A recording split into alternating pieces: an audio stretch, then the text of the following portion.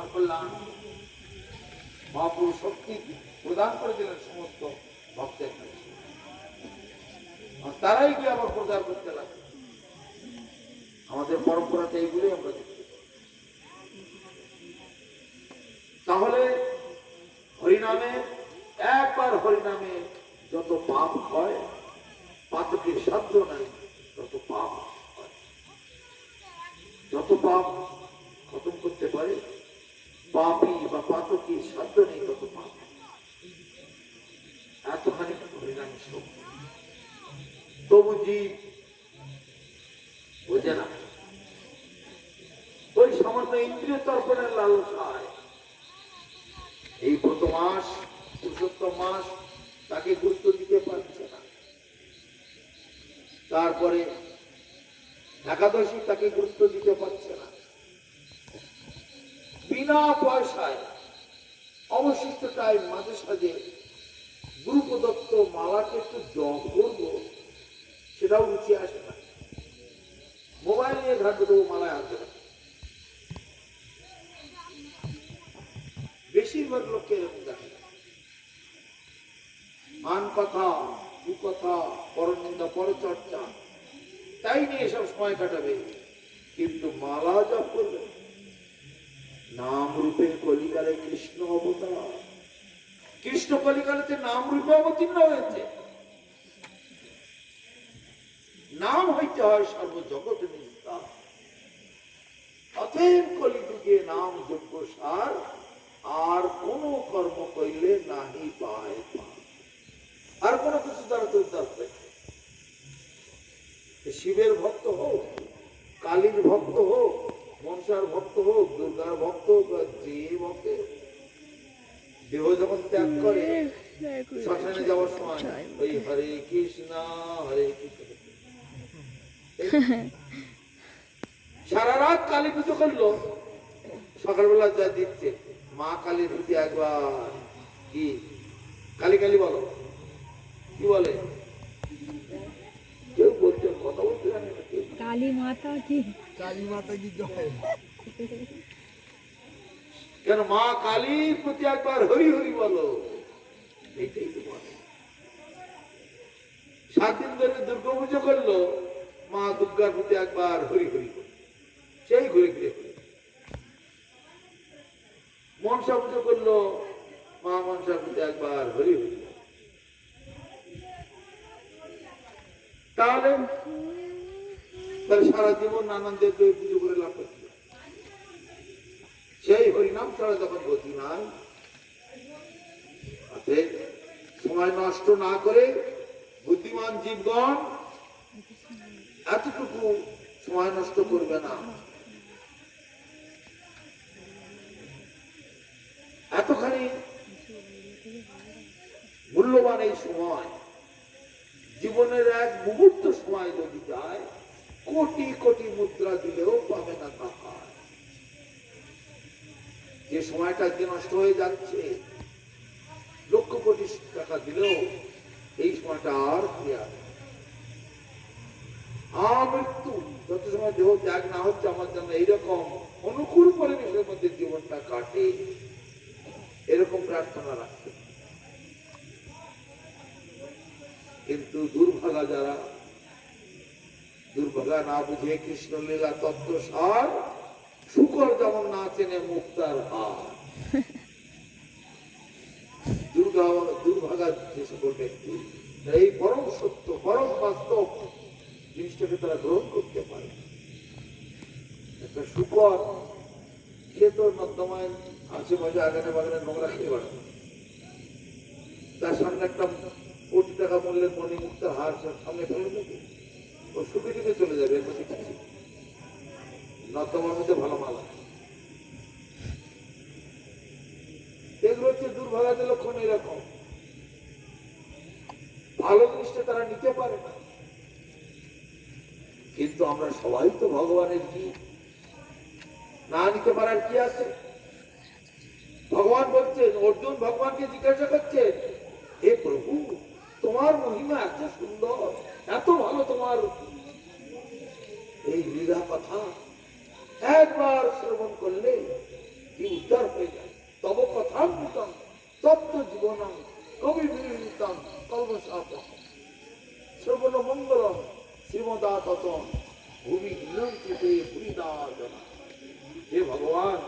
তোমার এই অমৃতময় কথা একবার কানে শ্রবণ করলে আমার কান যেন সার্থক হয়ে যায়।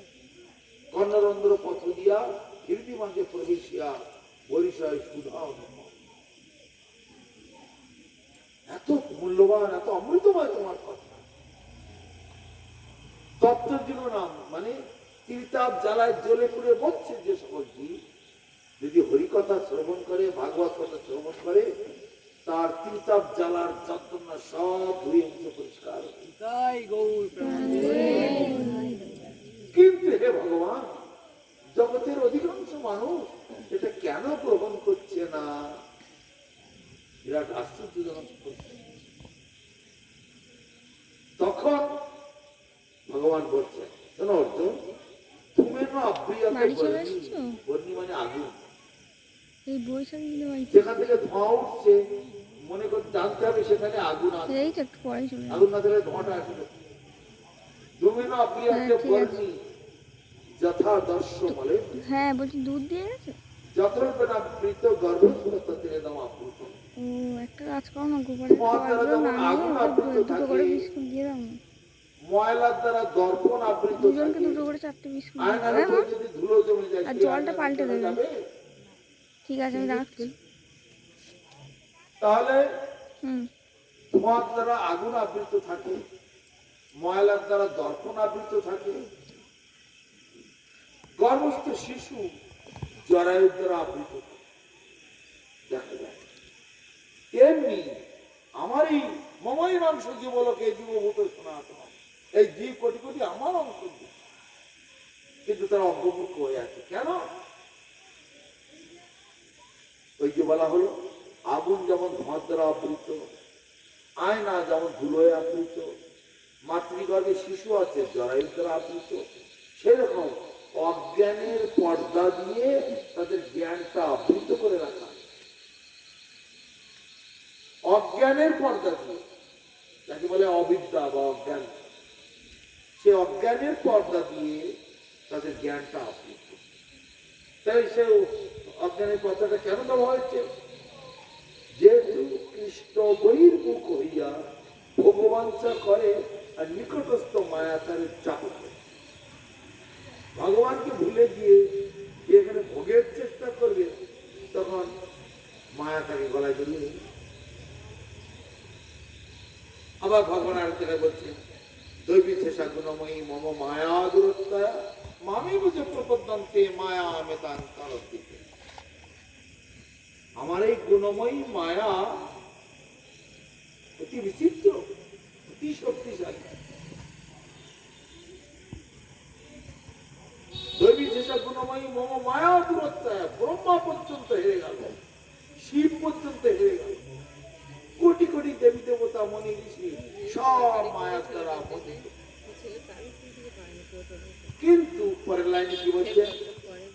মামি বুঝে প্রপদ্যন্তে মায়া মেতান্তর, কিন্তু তিনি আমার চরণে শরণাপন্ন হবে, মায়া দেবী তাকে পথ দেবে। কিন্তু এই সকল ব্যক্তিরা ভগবানের চরণে শরণাপন্ন হয় না, তারা ভোগেতে ডুবে আছে। তাই জন্য তাদের দুঃখ, তাদের জ্বালা যন্ত্রণা শেষ নাই। তাহলে জগতের মানুষ সবাই কেন এইসব কথা গ্রহণ করছে না? এত অমৃতময় জিনিসটি যেহেতু অজ্ঞানের পর্দা দিয়ে তাদের জ্ঞান আবৃত। ভগবানের অংশ প্রতিটা জীব, কিন্তু তাদের মধ্যে সেইটা প্রকাশ হচ্ছে না। আত্মার উপরে আবরণ করা সূক্ষ্ম দেহ, আত্মা হচ্ছে দিব্য দেহ, আত্মার উপরে আবরণ হচ্ছে মন বুদ্ধি অহংকার সূক্ষ্ম দেহ, আর তারপরে আবরণ হচ্ছে জড় দেহ, সেটা আমরা নিয়ে চলে বেড়াচ্ছি। চক্ষু কন্যা নাসিকা জিহ্বা ত্বক এগুলো দিয়ে ভোগ করছি। জড় দেহ, এর ভিতরে আছে সূক্ষ্ম দেহ, তার ভিতরে আছে আত্মা। সেই আত্মা ওই জড় দেহের দ্বারা আবৃত হয়ে থাকে। আমার মন বুদ্ধি যেদিকে যাবে, আত্মাও সেদিকে চলে। তাহলে আপনারা যে এখানে কয়েকজন অল্প কয়েকজন লোক যে বসেছেন, কি করে বসলেন, কিভাবে আসলেন এখানে? জগতের অন্য লোকের সঙ্গে কেন আপনাদের মিল হচ্ছে না? পূর্বজন্মের কোন স্বীকৃতি করেছিলেন, ভগবানের সঙ্গে যোগাযোগ রেখেছিলেন, তাই বলছে পূর্ব জন্মার্জিত কর্ম ফলং পশ্চাৎ ভবতি দাবমা। পূর্ব জন্মের কিছু স্বীকৃতির ফল এটা। সাধুসঙ্গ করেছিলেন, সদ্গুরু চরণাশ্রয় করেছিলেন, হরিনাম করেছিলেন, তীর্থ ভ্রমণ করেছিলেন, একাদশী ব্রত করেছিলেন, ভাগবত কথা শ্রবণ কীর্তন করেছিলেন। কিছু বাকি রয়ে গেছিল, এই যুগে এসে আবার সেই সুযোগটা ভগবান করলেন। এই হচ্ছে তার ফসল, পূর্বজন্মের ফসল। এটা পূর্বজন্মের চাষ করে রাখা ফসল। মা বাবারা মরে যায়, যদি কিছু টাকা ছেলের নামে নমিনি করে ব্যাংকে রেখে যায়, তা 10-20 বছর 50 বছর পরে অনেক বড় টাকা হয়নি। সেই রকম পূর্বজন্মে আমাদের পূর্বজন্মের কিছু কীর্ত ছিল, তাই আজ এখানে কতিপয় লোক আমরা মিলিত হতে। আরেক জায়গায় ভগবানকে জিজ্ঞাসা করছে অর্জুন, আচ্ছা তবু আবার কিছু কিছু লোক আপনার সঙ্গে বিরোধিতা কেন করে, সাধুদের সঙ্গে বিরোধিতা কেন করে? সাধুদের দেখি আর কি মারে, ঢিল মারে, তাদের ধরে আবার মারধর করে, তাদের উপরে অত্যাচার করে, কেন? এরা কার? তখন ভগবান উত্তর দিচ্ছে, নবাং দুষ্কৃতেন মূঢ়া প্রপদ্যন্তে নারাধমা। মূঢ়া মানে মূঢ়, মানে মূর্খ, দুষ্কৃতকারী। নবাং দুষ্কৃতেন মূঢ়া প্রপদ্যন্তে মানে প্রপত্তি করে না, পূজা করে না, অর্চন করে না, সেবা করে না, আমার নাম গুণগান কীর্তন করে না। কারণ মূঢ়া মানে মূর্খ। নবাং দুষ্কৃতেন মূঢ়া প্রপদ্যন্তে নরাধমা, তারা হচ্ছে নরের অধম, একেবারে নিম্নমানের লোক। তখন কি হয়? মায়া অপহৃত জ্ঞান, আমার মায়ার দ্বারা তাদের ভালো জ্ঞানটা, ভালো জিনিসটা আমি অপহরণ করি। যেমন একটা বাবা, তার অনেকগুলো ছেলে আছে, একটা ছেলে অত্যন্ত দুরাচারী, মদ খাবে, অসৎ সঙ্গ করবে, অবৈধ সঙ্গ করবে, ঘরে টাকা পয়সা সম্পত্তি সব উঠিয়ে পাঠিয়ে দেবে, সোনা দানা হাড়ি কড়াই বাসনপত্র কাপড় চোপড় সব বিক্রি করে মদ খাবে, দুষ্কর্ম করবে। এখন বাবা সব ছেলেদের ওর সম্পত্তি দেয়, তাকে কি দেবে? দিলেই তো তার বিশেষ করবে, আচ্ছা অন্যকে দেবে তো একে দেবে, দিলেই তো সে করে জুয়ার আড্ডা বসাবে, মদের আড্ডা বসাবে, আর পাড়ার লোককে উত্তপ্ত করে মাঠে। তখন বাবা তাকে সেই অর্থ থেকে, সম্পত্তি থেকে বঞ্চিত করে। এখানে বলছে মায়া অপহৃত জ্ঞান, আমার মায়ার দ্বারা তখন আমি তাদের জ্ঞানটা অপহরণ করেছি। কোন জ্ঞানটা? ভালো জ্ঞানটা। যারা দুষ্কৃতকারী, দুষ্ট লোক, আমাকে ভালোবাসে না, আমাকে সেবা করে না, আমার নাম গুণগান কীর্তন করে না, আমার ভক্ত, আমার প্রতিনিধি জগতে ঘুরছে, সব সদ্গুরু হয়ে আমি পাঠিয়েছি, তাদের চরণাশ্রয় করে হরিনাম গ্রহণ করতে, সেটাতে তাদের রুচি হয় না এবং আমার সঙ্গে আমার ভক্তদের উপরে বিরোধিতা করে। কিন্তু বিরোধিতা করলে কি হবে? ভগবান সব সহ্য করতে পারেন, বৈষ্ণব নিন্দা, বৈষ্ণবের দুঃখ দেওয়া, এটা ভগবান কখনো সহ্য করতে পারে। প্রহ্লাদ মহারাজের উপরে কত অত্যাচার হলো, ভগবান নরসিংহ রূপ ধারণ করেছে, সব ছিন্ন মিন্ন করে। অম্বরীশ মহারাজের উপরে দুর্বাসা অত্যাচার করে, ভগবান সঙ্গে সঙ্গে সুদর্শনকে ধরে দাও করে। হরিদাস ঠাকুরের উপরে যমরাজ কত অত্যাচার করে, ভগবান সঙ্গে সঙ্গে রক্ষা করে। শ্রীবাসের বাড়িতে কীর্তন হচ্ছে, খোল কত্তল ভেঙে গঙ্গায় ফেলে দিল। আইবার থেকে যদি কীর্তন দেখি তোদের এই গ্রামেতে বাড়ি ঘর ভেঙে সব গঙ্গায় ফেলে দিল।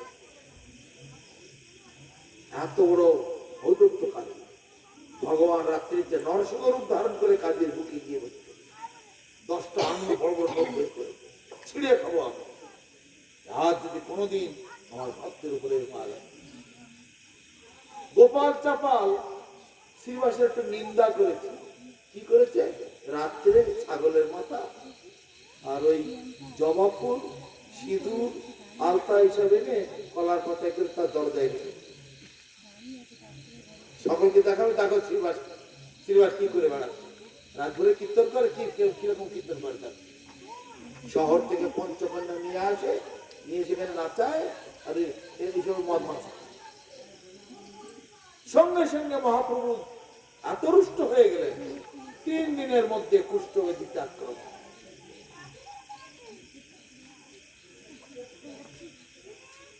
অসুবিধা আছে? তাহলে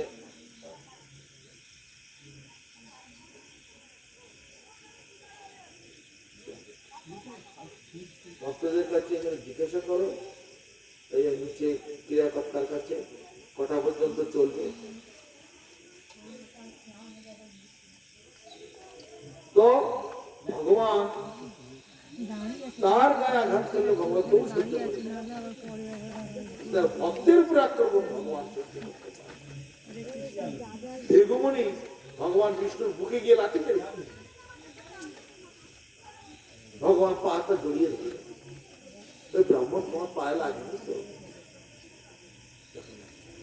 বিষ্ণু পাটা জড়িয়ে ধরেছে, এই ব্রাহ্মণ তোমার পায়ে কোনো আঘাত লাগেনি তো? কিন্তু তার ভক্তের গায়ে একটু লোম আঘাত করলে ভগবান আর সহ্য করতে পারে না। কিন্তু জগতে সেই সকল লোকেরা যারা বৈষ্ণবদের উপর উৎপীড়ন করে, তাদের ওই রকমই দশা। দুঃখ কষ্ট যারা যন্ত্রণা তারা পাবেই পাবে। ভগবান তাদের চরম শাস্তি দেবে।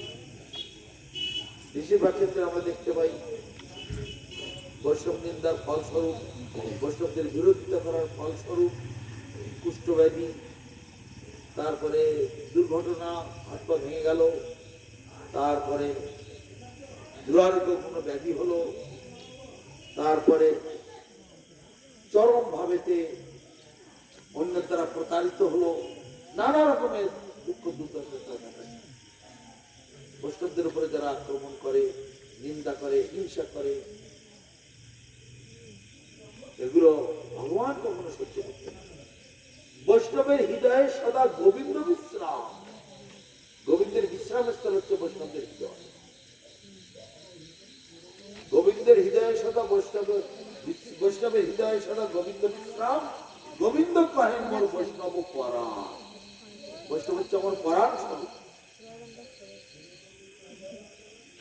যে বৈষ্ণব পুজিলে অচিন্ত কৃষ্ণ পাই, সেই বৈষ্ণব পূজা হইতে আর বড় নাই।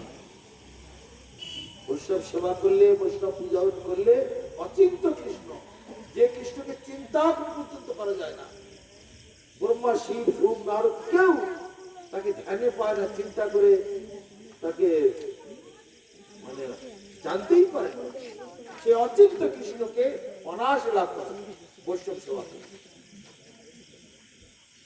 এই জন্য বৈষ্ণব সেবার মহিমা। তোমরা নিচে প্রসাদ না পেয়ে যেন দিও না, প্রসাদ না পেয়ে যাবে না, প্রসাদের ব্যবস্থা করেছে।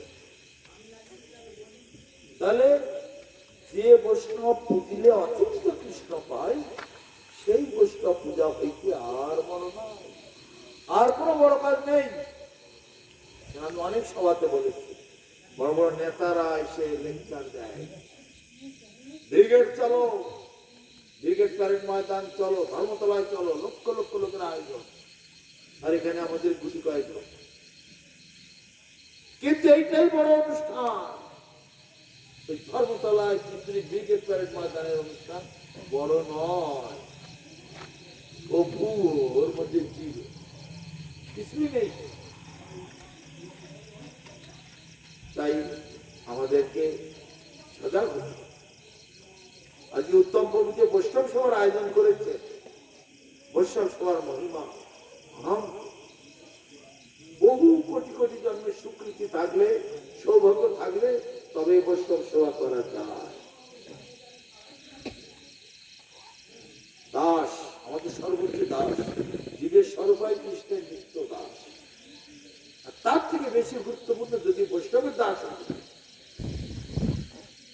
তাই মহাপ্রভু বলছেন, অল্প করি নাম আনিও দাস আনো নাম, অল্প ভাগ্যে দাস নাহি করে ভগবান।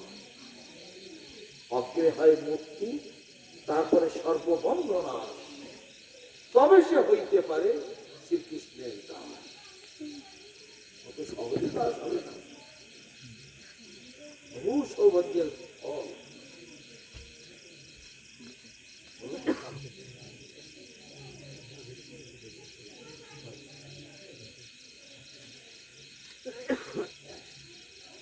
ওষুধ খেয়েছো?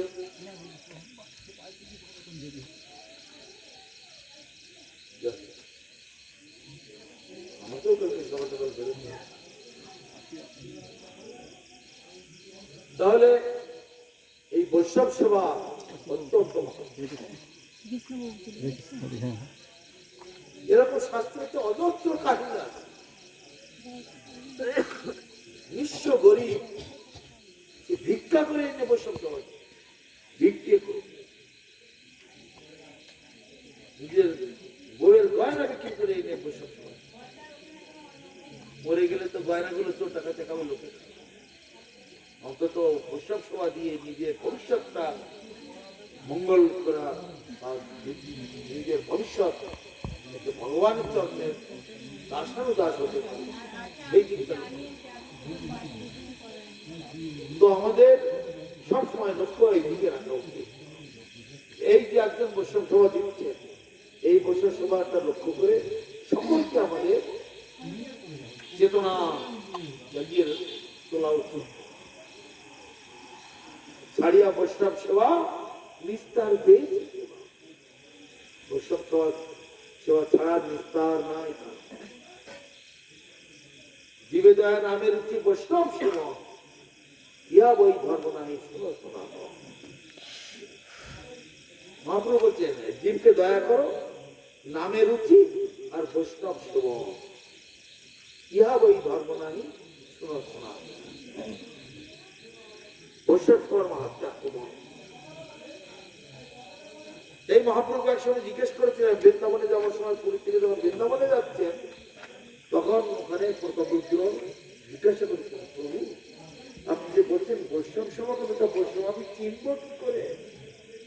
বৈষ্ণবেরা কি গায়ে সাইনবোর্ড মুখে ঘুরে বেড়ায়? বৈষ্ণব কি করে চিনব? তখন মহাপ্রভু বললেন, যার মুখে চাইছে কৃষ্ণ নাম, তাহারে জানিও বৈষ্ণব প্রভু। যিনি নাম জপ করেন, হরিনাম করেন, তাকে বৈষ্ণব বলে দিলেন। সংক্ষেপে এক কথায় বলে, যাহারে দেখিলে মুখে আইছে কৃষ্ণ নাম, তাহারে জানিও বৈষ্ণব প্রভু। যাকে দেখলে আমার মুখে নাম চলে আসে, যিনি কৃষ্ণ নাম করেন, যিনি হরিনাম করেন, তাকে বৈষ্ণব বলে যান। কত সহজ করে আমরা অকাজে কুকাজে অজস্র খরচা করি। এই যেমন মাসটা পড়েছে, আর কয়েকদিন পরে জামাই ষষ্ঠী আসতেছে। জামাই ষষ্ঠী, তাই না? আরে বাপরে বাপ, এখন তো খরচা করে। বর্তমানে এক ভক্তের বাড়িতে গিয়েছি, খুব ফোন করছে, অমুক দিনে আসলো, বুঝি আসলে আমার যাওয়া হয়নি, একদিন পরে। গল্প শোনাচ্ছে, জামাই এসেছিল, 4,500 টাকা করে ইলিশ মাছের ছিল। এই কদিন ছিল জামাই, প্রতিদিন এবেলা বেলায় 4,500 টাকা কিলো। এই যে গল্প করে শোনাচ্ছ। তারপরে আবার কি ছাগলের মাংস, সেটা এনে খাওয়াচ্ছে কিরকম, তাও নাকি আবার 2,000 টাকা করে কিলো। তারপরে বাজারে সেরা মিষ্টি, সেরা দই, তো জামাইকে কাপড় জামা প্যান্টের ছিট কিনে দিয়েছি। তারপরে 40,000 টাকা, তারপরে 50,000 টাকা নগদ জমা রাখতে হবে। কেমন সৃষ্টি? এইবার গুরুদেব এসেছে বাড়িতে, তার বেলায় পর আমি তো পয়সা টান করে দিই। হ্যাঁ, তার হাতে 100 টাকা দিতে তার আর পয়সা খুঁজে পাচ্ছে না। কিন্তু জামাইকে কেমন করে পুজো করেছে সেগুলো সব ভালো করে ঘুমাচ্ছে। পাশে জামাই নিয়ে পড়ে থাক, পরে আবার জন্মাস, আবার মেয়ে পাস, আবার জামাই করে, একবার জামাই একবার শ্বশুর, একবার জামাই একবার শ্বশুর, এই কথা। মাংস দাও মাংস, আজকে আমি যাকে খাচ্ছি কালি খাবার আমাকেই খাবে। মাংস মৎস্য আমার মতো সে তার মতো। এই বললাম এই মানুষগুলো যে দেখছেন এরা আগে মাছ ছিল, মাংস ছিল, মুরগি ছিল, ছাগল ছিল, আর এই মাছ মাংস যেগুলো ওরা মানুষ ছিল, ওরা এদেরকে ধরে ধরে তখন কেটেছিল। এখন সেদিন আগে নিজেদের পালা তোর আগের জন্য আমাকে কেটেছিল, গরম তেলের মধ্যে ভেজেছিল, বাবা হাতের মজা করছিল আর খাচ্ছিল। এইবার আমি এর জন্য ছাড়তে পারবে না, প্রতিশোধ নিয়ে এই তো আমি ছাড়বো। বিচার চাই, বিচার চাই, বিচার চাই, ইনকলাব জিন্দাবাদ, আমাদের দাবি মানতে হবে, মানতে হবে, নাইলে গদি ছাড়তে হবে। এই তো একদম জগতের সঙ্গে জগতের ভিতরে মিল যাচ্ছে, কিন্তু এর মধ্যে পড়ে থাকলে চলবে না। যেজন কৃষ্ণ ভজে সে বড়ই চতুর, অত্যন্ত সুচতুর লোক ছাড়া কেউ এ কাজ করতে পারে। জগাই মাধাই নেশায় মত্ত হয়ে ক্রোধে বশীভূত হয়ে নিত্যানন্দের কপালে কলসির খানা তুলেছে, কপাল ফেটে গিয়ে রক্ত খুব ভেসে যাচ্ছে। তবু মহাপ্রভু সঙ্গে সঙ্গে করে দেয় একেবারে, কিন্তু ভক্ত যেহেতু নিজের গায়ে মারলে মহাপ্রভু কিছু প্রতিবাদ করতেন, কিন্তু ভক্তের গায়ে লেগেছে সবাই সুদর্শন সুদর্শন মুন্ডু কেটে দেবো। নিত্যানন্দকে মহাপ্রভু পাঁচ জনিত। প্রভু এই লীলাতে অস্ত্র ধারণ করবেন না, আপনি তো প্রতিজ্ঞা করেছেন, আপনার মহিমাটা খারাপ হয়েছে। ওরা অবুঝ, ওরে জগাই ওরে মধাই মেরে শেষ করছে খানা, তাই বলে তুমি প্রেম দেবো না? চলে আয়, চলে আয়, আয় আমার বুকে আয়। যে পা জড়িয়ে ধরেছে জগাই আগে পা জড়িয়ে ধরলো, কলসির খানা মেরেছিল মাধাই, জগাই পা জড়িয়ে ধরেছে, জগাই একেবারে কৃষ্ণ প্রেমে পাগল, হরি নাম করছে, হরে কৃষ্ণ করছে, আর বাড়াবাড়ি হচ্ছে না। যাক, তুই উদ্ধার হয়ে গেলি, তুই রক্ষা পেয়ে গেলি। ভাই উদ্ধার হয়ে গেল, ভবন নদী পার হয়ে গেল, আমি পড়ে থাকলাম। মা দেখেন কান্নাকাটি করতে আরম্ভ করেছে, দুদিন একসঙ্গে পাপ করি, একসঙ্গে মদ খাই, একসঙ্গে মাতলামি করি, একসঙ্গে গুন্ডামি করি, একসঙ্গে মিলেমিশে করি, এখন এক ভাই ভবন নদী পার হয়ে গেল, আমি কেন পড়ে থাকলাম? হ্যাঁ, যে আগে পড়ায় পায় ভগবান তারে করেন, জগায় আগে পায়ে পড়ে তুই উদ্ধার করি। যদি তুইও যদি রক্ষা পেতে চাস শিগগির পায়ে ধর। মহাপুরু বাড়িতে বলবে না না আমাকে চলে না, তাহলে কি করবো প্রভু? আমি উদ্ধার পাবো না? যেখানে অন্যায় করেছিস সেইখানে যা। তো নিত্যানন্দের পা জড়িয়ে ধরলো, নিত্যানন্দ তাকে তুলে নিয়ে বুকে জড়িয়ে ধরল, মেরেছিস কলসি খানা, তাই বলেছি প্রেম দেবো না? তখন মহাপ্রভু কি পাঠিয়ে।